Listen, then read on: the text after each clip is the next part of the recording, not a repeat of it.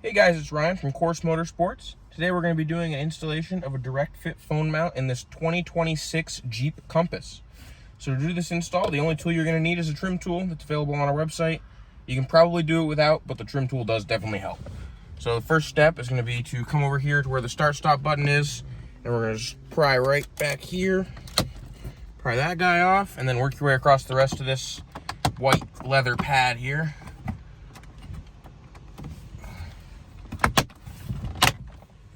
All those clips will just come out. This whole thing is just held in with clips.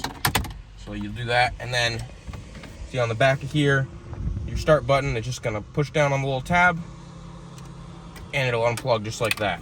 So we can go ahead and take this, take our bracket. It's gonna look something like this. We're gonna put the notch over this clip here, and then just push it down nice and tight, and you'll just do the reverse. So we'll go back, plug our start button back in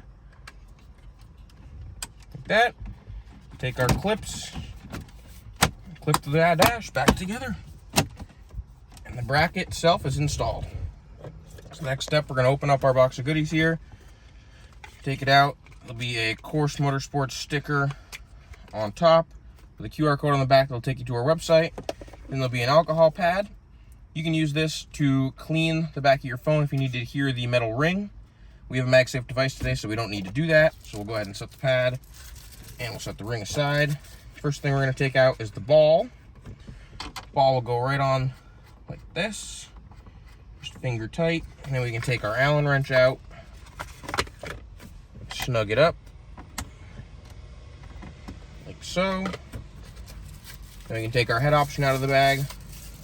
And on the back will be a locking collar. Just take that all the way off, put it over the ball, and slip the head over the ball. Tighten the locking collar down, kind of align this where you'd like it at this time. Tighten it down, and you just take your phone, stick it right on.